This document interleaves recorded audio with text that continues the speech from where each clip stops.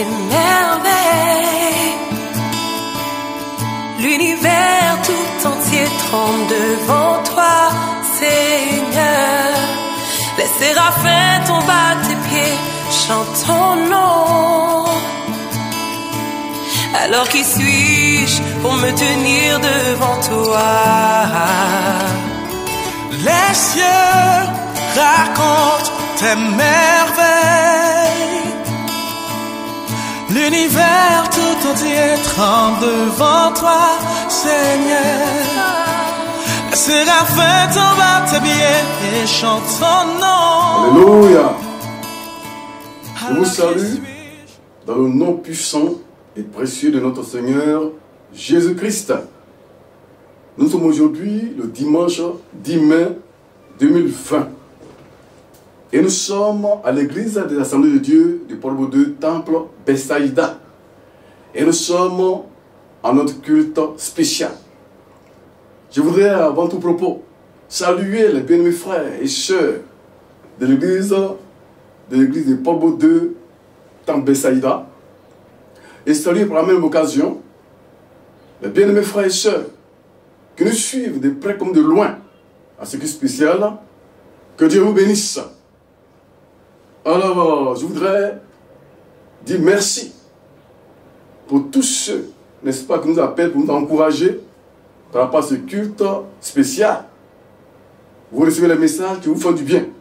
Et il y a des réactions qui nous font des réconforts moraux. Que Dieu vous bénisse et que Dieu vous fortifie. Nous aurons à ce culte spécial deux interventions. La première, c'est la prédication de la parole de Dieu par son serviteur, le pasteur Diallo Serge.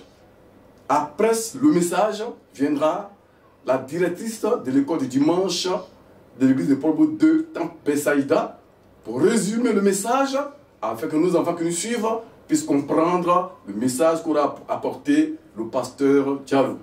Que Dieu vous bénisse, que Dieu bénisse votre compréhension. Amen. Je vous salue dans le nom de Jésus-Christ. C'est avec un plaisir renouvelé que nous nous retrouvons encore pour la prédication de la parole de Dieu. Nous n'avons pas l'occasion de nous retrouver, de nous voir, mais le Seigneur donne cet instrument pour que nous puissions communiquer la parole de Dieu. Et nous sommes heureux de voir que plusieurs nous écoutent en dehors du Porvo 2, mais surtout nos frères et sœurs du Porvo 2. Alors, aujourd'hui, je voudrais vous inviter à lire avec moi un passage dans la Bible. Jérémie chapitre 35, que nous allons lire pour notre pensée de ce jour. Nous n'allons pas lire tout le texte pour économiser le temps. Alors, nous allons lire seulement les versets 1 à 8, versets 12 à 15, et nous allons terminer avec les versets 18 à 19. Lisons donc la parole de Dieu. Jérémie chapitre 35, à partir du premier verset, il est écrit: la parole fut adressée à Jérémie de la part de l'Éternel au temps de Joachim, fils de Josias, roi de Juda, en ces mots. Au verset 2, va à la maison des Régapites et parle-leur. Tu les conduiras à la maison de l'Éternel dans une chambre et tu leur offriras du vin à boire. J'ai pris Jaazania, fils de Jérémie, fils de Abazinia, ses frères, tous ses fils et toute la maison des Régapites et les conduisit à la maison de l'Éternel dans la chambre des fils de Hanan, fils de Jigdablia, homme de Dieu, près de la chambre des chefs, au-dessus de la chambre de Mazéja, fils de Shaloum, garde du seuil. Verset 5. J'ai mis devant les fils de la maison des Récabites des coupes pleines de vin, des calices, et je leur dis, buvez du vin.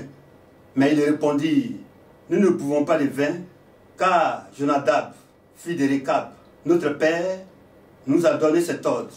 Vous ne boirez jamais de vin, ni vous, ni vos fils. Verset 7. Et vous ne bâtirez point de maison, vous ne sèmerez aucune semence, vous ne planterez point de vigne, et vous n'en posséderez point, mais vous habiterez sous des tentes toute votre vie, afin que vous viviez longtemps dans le pays où vous êtes étrangers. Verset 8. Nous obéissons à tout ce que nous a prescrit Jonadab, fils de Récab, notre père. nous ne buvons pas le vin pendant toute notre vie, nous, nos femmes, nos fils et nos filles. Nous allons au verset 12. Alors la parole de l'Éternel fut adressée à Jérémie en ces mots. Ainsi parle l'Éternel des armées, le Dieu d'Israël. Va, dis aux hommes de Juda et aux habitants de Jérusalem. Ne recevez-vous pas instruction pour obéir à mes paroles, dit l'Éternel. On a observé les paroles de Jonadab, fils de Récap, qui a ordonné à ses fils de ne pas boire de vin. Et ils n'en ont point bu jusqu'à ce jour, parce qu'ils ont obéi à l'ordre de leur père. Et moi, je vous ai parlé. Je vous ai parlé dès le matin. Et vous n'en m'avez pas écouté. Le verset 15. Je vous ai envoyé mes serviteurs, les prophètes. Je les ai envoyés dès le matin pour vous dire que chacun revienne de sa mauvaise voie. Amendez vos actions. N'allez pas auprès d'autres dieux pour les servir. Vous resterez dans le pays que j'ai donné à vous et à vos pères. Mais vous n'avez pas prêté oreille. Vous ne m'avez pas écouté. Nous allons au verset 18. Il est écrit, et Jérémie dit à la maison des Récabites, ainsi parle l'Éternel des armées, le Dieu d'Israël, parce que vous avez obéi aux ordres de Jonadab, votre père, parce que vous avez observé tous ses commandements et fait tout ce qu'il vous a prescrit, à cause de cela, ainsi parle l'Éternel des armées, le Dieu d'Israël. Jonadab, fils de Récap, ne marquera jamais de descendants qui se tiennent à ma présence. Que le Seigneur bénisse sa parole. Le thème est le suivant. Les Récabites, un bel exemple d'obéissance. Voilà une histoire émouvante. Une histoire intéressante. L'histoire des Récabites est une histoire pleine d'enseignements. C'est une histoire qui fait école en matière d'obéissance. Sur l'ordre de l'Éternel, le prophète Jérémie va inviter un peuple, les Récabites, à un festin. C'est un festin particulier composé seulement de vin. Le Seigneur demandera donc à Jérémie de dire aux Récabites de venir boire du vin. Jérémie donc va préparer une salle. Comme on peut l'imaginer, on le fait dans les réceptions, les grandes réceptions, une salle bien aménagée. Mais il n'y a que du vin, on peut dire du bon vin. Les Récabites sont invités à boire. Jérémie leur dit, buvez du vin. Et à la surprise générale, le peuple va refuser. Parce qu'ils auraient reçu de leur père de ne jamais boire de vin. À travers ce texte, nous allons voir 3 leçons importantes. Premièrement, l'importance de l'instruction. Deuxièmement, les conséquences de la désobéissance. Troisièmement, les avantages de l'obéissance. Et enfin, nous allons tirer une conclusion. Alors, le premier point, l'importance de l'instruction. L'instruction, ou l'enseignement, ou encore la formation, comme on peut l'appeler, est très importante dans la vie.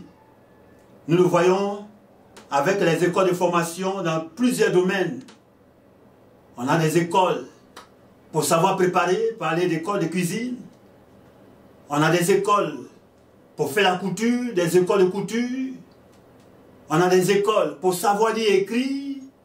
Même pour savoir parler, il faut aller à l'école. Il y a donc des écoles dans plusieurs domaines de la vie pour dire que l'instruction est très importante, fondamentale dans la vie. Et plusieurs passages de la Bible également nous montrent qu'il est important de s'instruire et d'instruire. Proverbe chapitre 22, verset 6 dit, « Instruis l'enfant selon la voie qu'il doit suivre, et quand il sera vieux, il ne s'en détournera pas. » 2 Timothée chapitre 3 verset 15 nous révèle que Timothée a été instruit dans la parole de Dieu dès son enfance.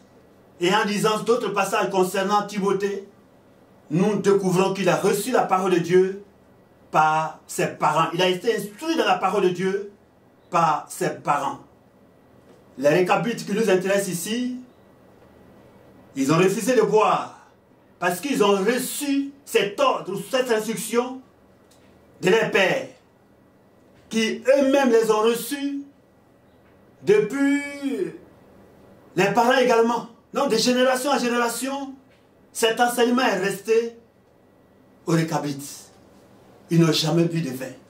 Mais pour que cela soit possible, il a fallu qu'ils soient instruits là-dessus. Il a fallu qu'ils soient enseignés. Il a fallu qu'ils soient formés. Il a fallu qu'on leur donne l'ordre, que les parents les enseignent. C'est l'occasion pour moi, bien-aimé, de faire appel aux parents. La responsabilité nous incombe, chers parents, d'instruire les enfants dans la parole de Dieu. Nous devons instruire nos enfants dans la parole de Dieu, mais également leur donner une éducation saine. C'est notre responsabilité de leur donner une éducation saine. Aujourd'hui, bien d'enfants sont laissés pour compte. Et on se donne toutes sortes de raisons. L'on pense que il faut laisser l'enfant tel qu'il est. Quand il va grandir, il va changer. Mais si l'enfant n'a rien reçu, il n'a pas reçu d'enseignement, il n'a pas reçu d'instruction, il n'a pas reçu une éducation, il ne changera jamais. C'est en fonction de ce qu'il a reçu comme éducation, comme formation, comme enseignement qu'il va grandir. C'est ça qui peut lui donner une bonne vie. Nous avons besoin d'instruire nos enfants. Mais en élargissant la pensée, nous pouvons dire que c'est une nécessité, en tant qu'enfants de Dieu, en tant que chrétiens, de nous instruire dans la parole de Dieu. De connaître la parole de Dieu, d'apprendre la parole de Dieu. D'être formé dans la parole de Dieu. Bien-aimés, c'est tellement important, capital, l'instruction. Nous en avons besoin. Si les Récabites ont eu cette attitude, c'est parce qu'ils ont été instruits. Et nous aussi, nous avons besoin d'être instruits. Le deuxième point, nous avons dit, les conséquences de la désobéissance. Si l'instruction est importante, si l'enseignement a été donné, c'est pour que cela soit mis en pratique. Malheureusement, l'on n'est pas toujours obéissant. Obéissant à ce que nous recevons comme instruction. Obéissant surtout à la parole de Dieu. Si le Seigneur a donné à son serviteur, le prophète Jérémie, de faire une telle scène avec les Récabites, ce n'était pas simplement pour le plaisir de présenter les Récabites. Mais le Seigneur voudrait, à travers cette histoire, mettre à nu la désobéissance du peuple de Juda.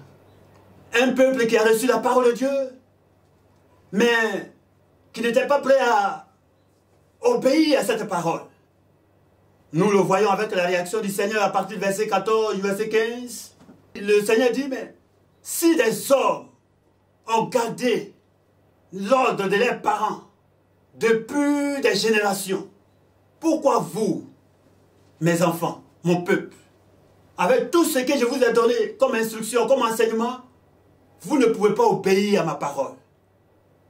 Il dit, je vous ai parlé dès le matin. J'ai envoyé mes serviteurs, les prophètes, mais vous n'avez pas prêté oreille à mes commandements, à ma parole. Alors, la suite nous montre que la désobéissance n'est pas sans conséquence. Au verset 17, le Seigneur va prononcer la sentence de la désobéissance du peuple de Juda. Quand nous n'obéissons pas, il y a une punition. Ailleurs, dans Romains chapitre 6, verset 23, il a dit, le salaire du péché, c'est la mort. Le salaire du péché, c'est la mort. C'est-à-dire, si nous péchons, si nous désobéissons, la désobéissance c'est un péché, c'est le péché. Si nous désobéissons donc, ce qui s'ensuit, c'est la mort. Frères et sœurs, et chers amis, vous que nous suivez de partout, qu'un virus mortel a paralysé l'humanité dans son ensemble. Est-ce qu'on ne peut pas se poser la question?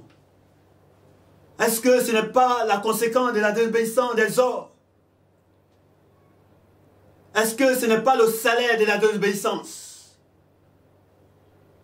Car, depuis la nuit des temps, Dieu parle aux hommes. Dieu parle à son peuple. Dieu parle à ses enfants. La parole de Dieu est prêchée à l'échelle mondiale. À travers les médias, les réseaux sociaux, la parole de Dieu est prêchée partout.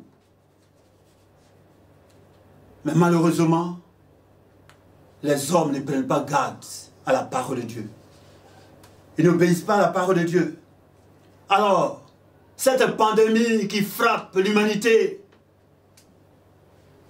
est-ce que ce n'est pas le salaire de la désobéissance des hommes?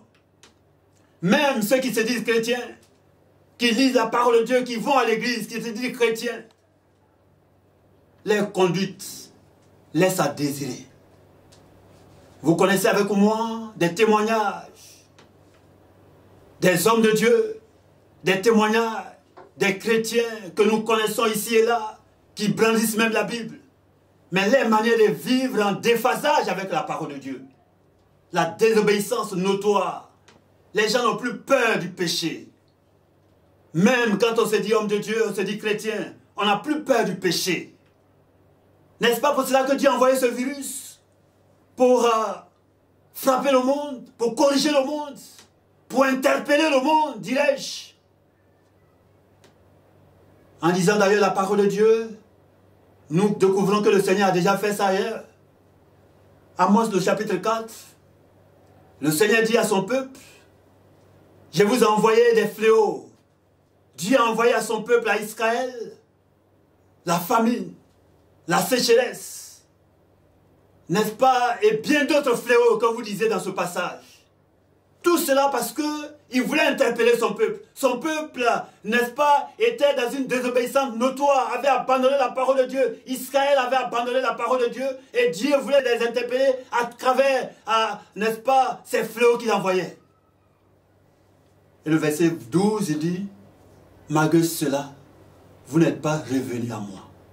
Alors il dit, préparez-vous à la rencontre du Seigneur. Bien-aimé, pour dire, quand il y a désobéissance, quand les hommes tournent dans la parole de Dieu, les hommes ne reçoivent, ne marchent plus selon les principes de la parole de Dieu, selon les enseignements qu'ils ont reçus, Dieu peut envoyer un mal, un fléau pour frapper. Est-ce que ce virus, coronavirus, n'est-ce pas les conséquences de la désobéissance notoire des hommes? Bien que connaissant la parole de Dieu, tournent dos, ils font autre chose. Plein de choses qui font pleurer aujourd'hui dans notre monde. Le désordre, le péché ne dérange pas, le mal ne dérange pas. Un peu partout. Ces personnes qui vivent de cette manière, c'est comme s'ils ont une autre Bible. Alors Dieu peut envoyer ce fléau pour nous frapper, pour nous interpeller. Parce que le Seigneur veut que nous obéissons à sa parole, comme il le disait ici à Judas. Avant d'aborder notre troisième point, qui est formulé ici, les avantages de l'obéissance, je rappelle que notre thème est le suivant, les Récabites, un bel exemple d'obéissance. Si la désobéissance est condamnée, sanctionnée, l'obéissance, quant à elle, est récompensée. Nous le voyons dans les versets 18 à 19. Le Seigneur, s'appuyant sur l'obéissance des Récabites, il va leur dire, parce qu'ils ont obéi à la parole, aux instructions de leurs pères, voilà la bénédiction qui les attend. Ça dit, la descendance des Réchabites demeurera à jamais en face de l'Éternel. Une bénédiction. Dans Deutéronome chapitre 28, à partir du premier verset jusqu'au verset 15, le Seigneur donne une liste de bénédictions. Mais des bénédictions liées à l'obéissance. En lisant ce passage, il a dit, si tu obéis à la voix de l'Éternel, si tu obéis à la voix de l'Éternel, ça veut dire que le Seigneur a, n'est-ce pas, préparé des bénédictions pour ses enfants. Le Seigneur a préparé des grandes choses, des bonnes choses.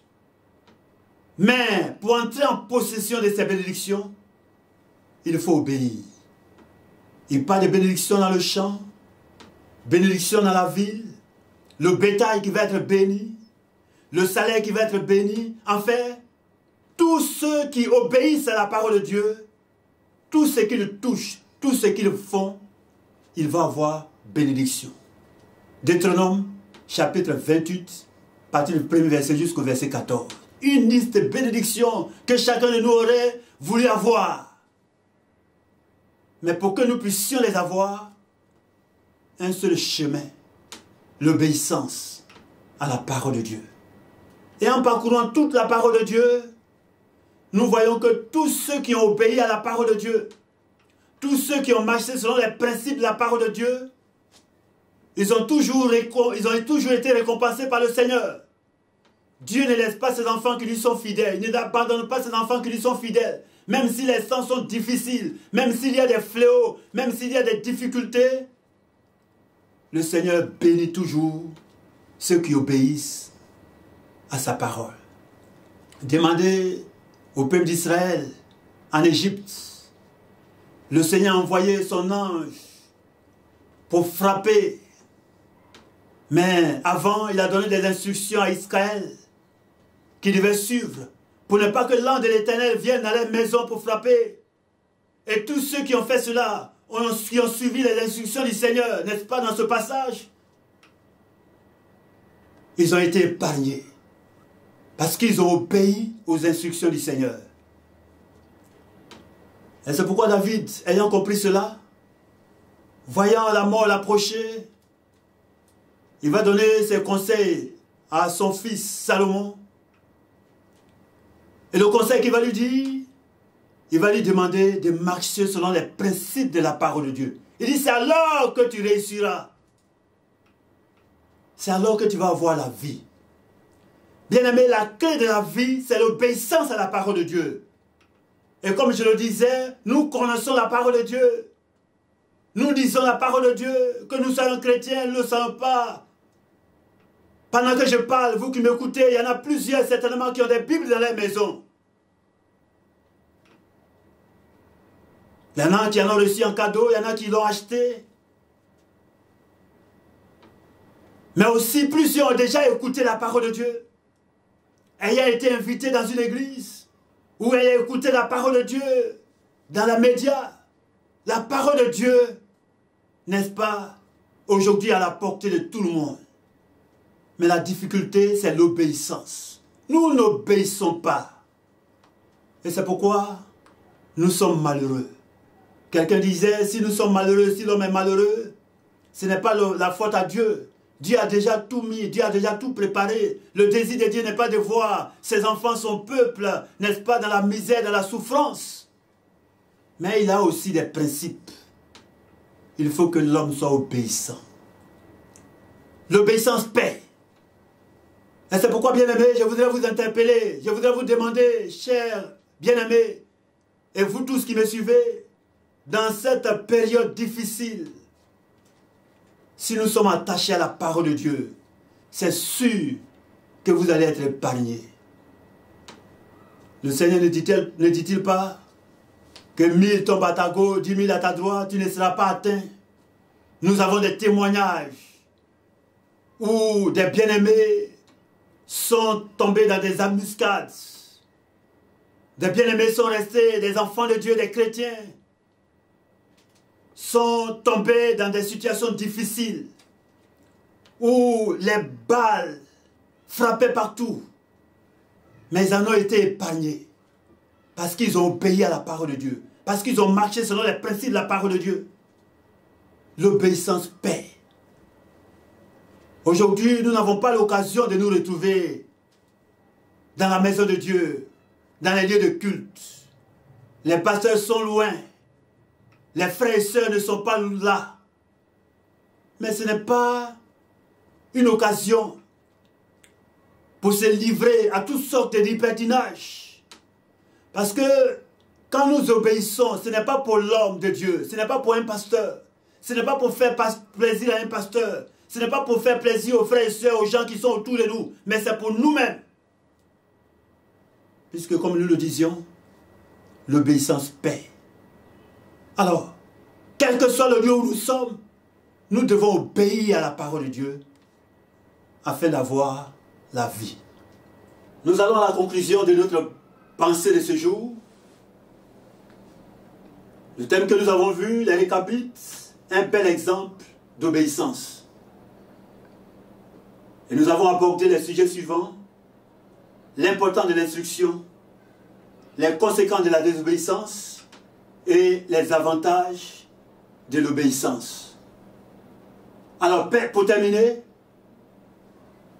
je voudrais vous dire, chers amis et bien-aimés, que le Seigneur nous aime encore. Dieu ne nous a pas abandonnés. Dieu n'a pas abandonné son peuple. Dieu n'a pas abandonné l'humanité comme on peut le penser. Son désir n'a jamais été de voir sa création souffrir de la sorte. La souffrance est à son comble aujourd'hui. Ce n'est pas un plaisir pour Dieu. Alors, si nous nous repentons, que nous revenons à Dieu, comme il a demandé ici à Israël, au peuple de Juda, certainement, Dieu va guérir notre humanité. Le Seigneur va nous guérir. Je voudrais vous inviter à la parole de Dieu. Je voudrais vous inviter à l'obéissance de la parole de Dieu. Revenons au fondement de la parole de Dieu, à l'obéissance de la parole de Dieu. Et nous allons voir la gloire de Dieu. Que le Seigneur nous bénisse, qu'il nous soutienne, qu'il nous aide. Savons que la chair est faible. Mais Dieu est tout puissant pour nous aider à l'obéissance. Amen. Après avoir écouté ce message, je voudrais vous inviter à un moment de prière. Vous êtes déjà chrétien peut-être, ou vous ne l'êtes pas encore. Je ne sais pas ce qui est dans votre vie, je ne vous connais pas, je ne connais pas votre vie. Il a été question de l'obéissance. Nous allons prier pour que le Seigneur puisse nous aider, que le Seigneur puisse aider les uns les autres à obéir à la parole de Dieu. Vous pouvez prendre la position qui vous sied, peut-être vous mettre à genoux, peut-être vous asseoir, peut-être vous tenir debout.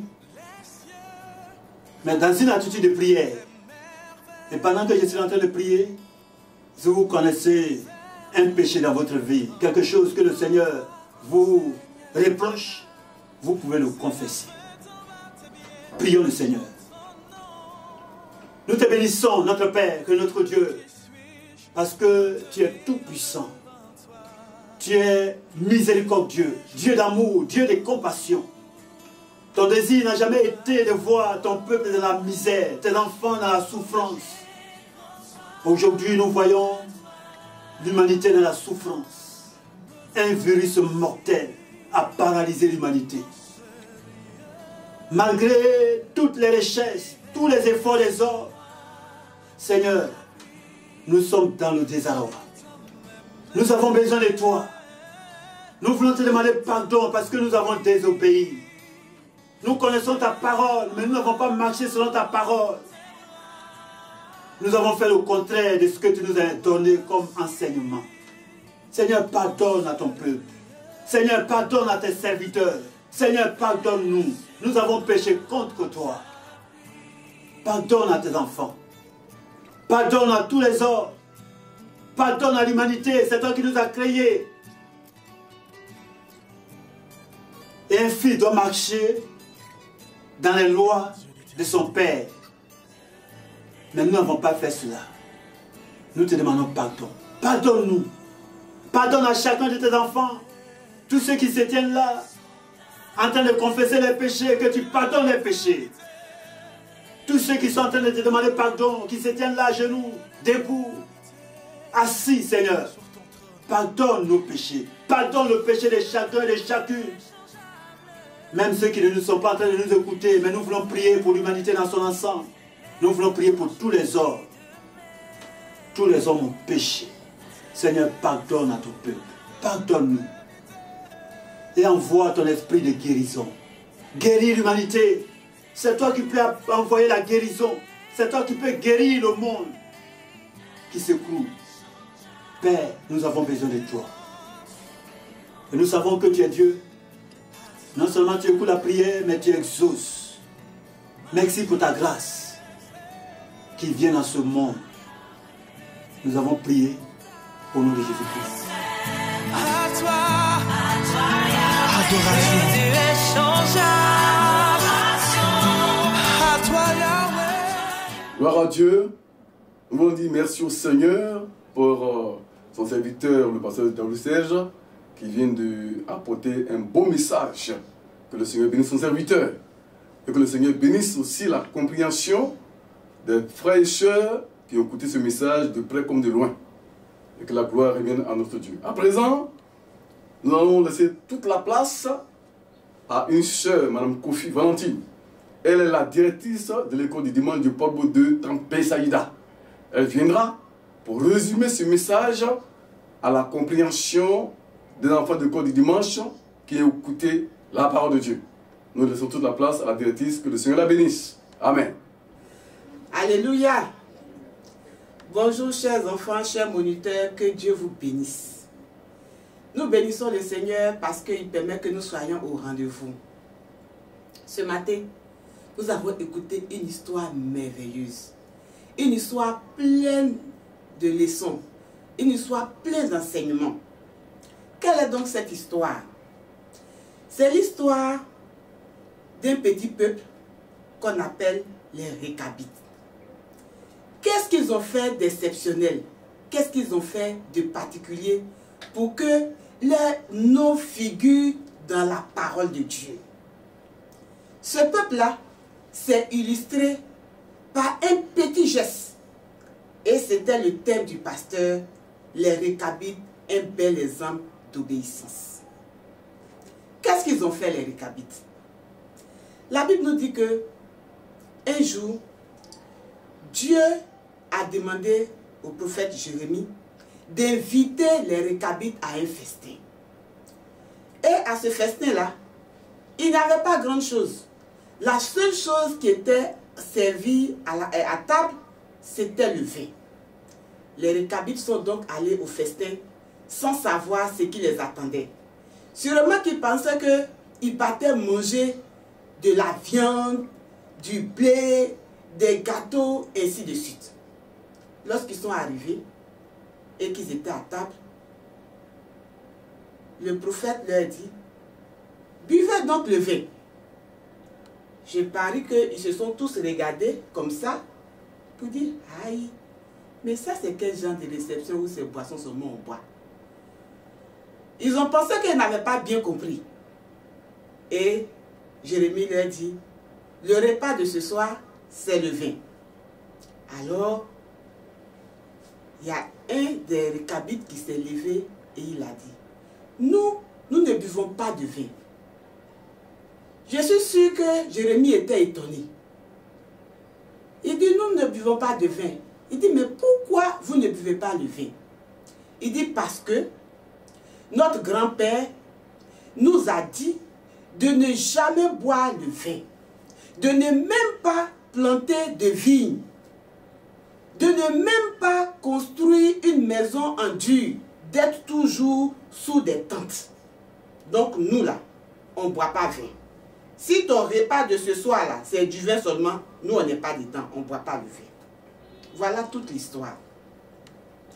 Quel est l'enseignement que nous pouvons tirer de cette histoire? Le pasteur a donné 3 éléments. Le premier élément, il a parlé de l'importance de l'instruction. Mais les enfants, pour nous là, on ne va pas parler de l'importance de l'instruction parce que c'est nous qui recevons l'instruction. L'importance de l'instruction, ça c'est pour nos parents. Mais nous-mêmes là, on va dire l'importance de se laisser instruire ou l'importance de recevoir l'instruction de nos parents. Ici, les Récabites ont reçu un enseignement. De génération en génération, ils ont pratiqué, ils ont respecté la leçon qu'ils ont reçue de leurs parents, qui est de ne pas boire. Peu importe l'endroit où ils se trouvaient, peu importe la personne qui les invitait, peu importe le lieu où ils se trouvaient, ils devaient respecter une seule chose, l'instruction qu'ils ont reçue de leurs parents de ne pas boire. Et c'est ce qu'ils ont fait. Ils n'ont pas regardé la personne qui les a invités. Ils n'ont pas regardé la qualité de la boisson. Une seule chose. Notre Père dit de ne pas boire de vin, donc nous, on ne boit pas de vin. Alléluia.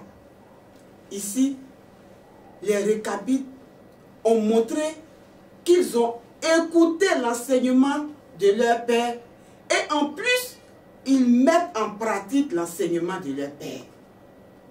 Chers enfants, c'est important d'écouter l'enseignement de nos pères et de les garder dans notre cœur et de les mettre en pratique. Si vous le faites, que Dieu vous bénisse. Si vous le faites un peu, faites-le bien. Dieu va vous bénir. Si vous ne le faites pas du tout, apprenez à le faire pour que Dieu vous bénisse. Alléluia. Le deuxième point dont a parlé le pasteur, il a dit les conséquences de la désobéissance. Ça veut dire quoi? Ça veut dire que si tu ne respectes pas ce que tes parents disent là, ou bien si tu ne respectes pas ce que Dieu dit, tu as toujours problème. C'est ça les conséquences. Celui qui ne respecte pas ce que ses parents disent, il a toujours problème. Mais si tu respectes là, tu n'as pas de problème. Et le pasteur a pris des exemples pour dire que si on obéit à Dieu, on va vivre. Et il a dit, le salaire du péché, c'est la mort. Ça veut dire que si tu n'obéis pas là, c'est que tu désobéis. En désobéissant, tu pèches contre Dieu. Et si tu pèches contre Dieu, le salaire du péché, c'est la mort. Le troisième point, le pasteur a dit l'avantage de l'obéissance. C'est-à-dire, celui qui obéit là, qu'est-ce qu'il gagne? Alléluia. Le texte que nous avons lu nous a dit que Dieu a vu combien de fois les Récabites étaient obéissants à la parole que leur a donnée leur Père. Tellement Dieu était content d'eux que Dieu a décidé, Dieu lui-même, de les récompenser. Et le verset 19 dit, Dieu leur a dit qu'ils ne vont jamais manquer de descendance. Ça veut dire que eux là, leur famille ne sera jamais effacée. Pourquoi? Parce qu'ils ont respecté ce que Dieu a dit. Mes chers enfants, si Dieu récompense des personnes simplement parce que ils ont respecté la parole de leur Père, combien de fois Dieu ne va pas nous récompenser si nous respectons lui sa parole? Alléluia. Et ils ont seulement respecté ce que leur papa a dit, hein? Dieu les a récompensés. Et si maintenant on respecte ce que Dieu lui-même dit, c'est qu'on est gâté. Dieu va nous récompenser. Alléluia. Apprenons donc à obéir à la parole de Dieu. Apprenons à respecter ce que la Bible nous enseigne. Lisons la parole de Dieu. Connaissons la parole de Dieu. Et appliquons la parole de Dieu. Marchons selon elle. Et Dieu sera content de nous. Il sera heureux de nous. Et il va nous récompenser. Que Dieu vous bénisse.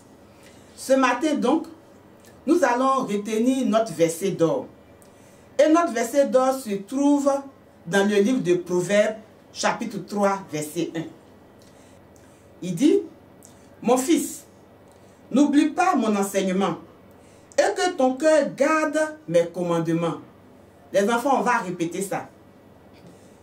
On répète 1, 2, 3. « Mon fils, n'oublie pas mon enseignement, et que ton cœur garde mes commandements. » Une troisième fois. « Mon fils, n'oublie pas mon enseignement, et que ton cœur garde mes commandements. » Que Dieu vous bénisse. Chers enfants, c'est vrai, la maladie fait que nous sommes à la maison et que nous ne partons pas à l'école.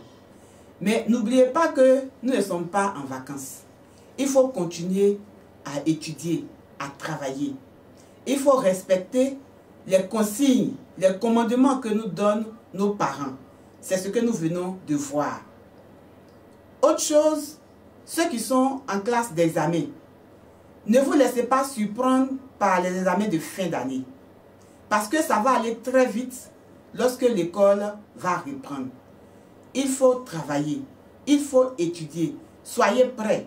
Suivez les informations sur l'école pour ne pas que vous soyez en retard. Alléluia. Il faut que les enfants, nous puissions montrer que nous sommes meilleurs. Meilleurs partout. À l'école. Notre manière de faire, notre manière de vivre, il faudrait que tout en le faisant, nous puissions respecter la parole de Dieu. Et si nous respectons la parole de Dieu en le faisant, Dieu va nous bénir. Que Dieu vous bénisse. Chers moniteurs, merci encore pour le travail que vous faites. Merci de ce que vous appelez nos enfants. Merci de ce que vous priez, je sais, avec le groupe de prière de l'école de dimanche, avec le groupe WhatsApp. Je vois tout ce que chacun fait. Que le Seigneur vous bénisse. Demeurons fermes, parce que c'est en persévérant que nous allons avoir la victoire. Que Dieu vous bénisse. Amen. Gloire à Dieu. Et nous voulons dire merci à la directrice de l'école dimanche, de Yopougon-Polbo 2, Mme Kofi Valentine, pour ce résumé, n'est-ce pas, pour que les enfants puissent comprendre le message qu'a apporté le pasteur. Nous sommes à présent au chapitre des annonces communiquées. Et nous voulons vous dire que pour que l'église de Polbo 2 reste en éveil, un programme de prière a été élaboré. Et ce programme est une chaîne de prière qui concerne tous les groupes et les départements de l'église de Yopougon-Polbo 2 Temple Bethsaïda. Et chaque groupe doit être à son poste pour la réussite de ce programme. C'est pour cette raison que nous vous encourageons que lorsque vous êtes au programme, de vous tenir, n'est-ce pas, dans la présence du Seigneur pour prier selon le sujet qui vous ont été donnés. Nous voulons dire merci à tous les groupes qui sont déjà intervenus. Déjà le lundi, c'était le département musique qui était au programme. Le mardi, c'était les témoins conseillers et le comité évangélisation. Le mercredi, c'était Egodim, c'est-à-dire les moniteurs et les monitrices de l'école du dimanche de l'église de Polbo 2 Bethsaïda. Le jeudi, c'était MISP, mission pour le salut du prochain. Le vendredi, c'était GEMAD. Le samedi, c'était le comité santé. Et le dimanche, aujourd'hui, c'est le comité communication qui est au programme. Que Dieu vous bénisse. Alors nous voulons dire merci. Aussi, par rapport au programme élaboré pour l'équipement de l'église. Et il y a des réactions. C'est pourquoi nous voulons dire merci aux bénémoines frères et sœurs qui réagissent déjà en apportant, n'est-ce pas, leur soutien pour les chaises. Merci pour les dons volontaires. Il y a des gens, n'est-ce pas, qui prennent des initiatives et des engagements et qui apportent des dons volontaires pour contribuer à l'avancement de l'œuvre de Dieu au niveau de l'église de Polbo 2 Bethsaïda. Merci pour les engagements. Merci pour les dîmes et les offrandes que vous apportez pour que l'église continue de vivre. Que Dieu vous bénisse. Pour les dons et les offrandes, nous vous exhortons, encourageons. Pour ceux qui peuvent se déplacer pour venir à l'église, il y a de la permanence qui est là, le secrétariat, il y a les pasteurs qui sont là pour recevoir vos dons. Mais même ceux qui sont loin et qui ne peuvent pas effectuer le déplacement, vous pouvez apporter vos dons par les numéros qui s'affichent sur votre écran.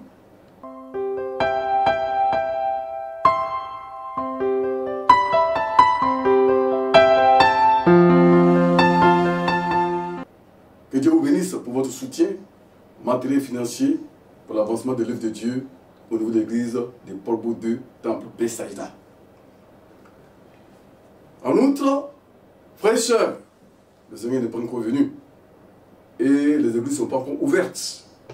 Nous voulons vous encourager à maintenir les réunions de famille dans vos maisons, les mardis, à partir de 19h, il faut que les réunions se tiennent. Ce sera un programme qu'en interne, vous élaborez. Les jeudis aussi, n'est-ce pas, il faut maintenir les cultes de famille selon les programmes que vous élaborez, afin que, n'est-ce pas, la vie soit dans vos familles et qu'il y ait un réveil, afin que, n'est-ce pas, vos femmes, vos enfants, vos protégés puissent être réveillés pour contribuer aussi à l'avancement de l'œuvre de Dieu. Bien, mes frères et sœurs, nous sommes ainsi au terme de notre culte spécial. Nous voulons demander au Seigneur de vous bénir spirituellement, moralement, matériellement, au plan professionnel et dans tous les aspects de vos préoccupations, et que la gloire revienne à notre Dieu. Amen.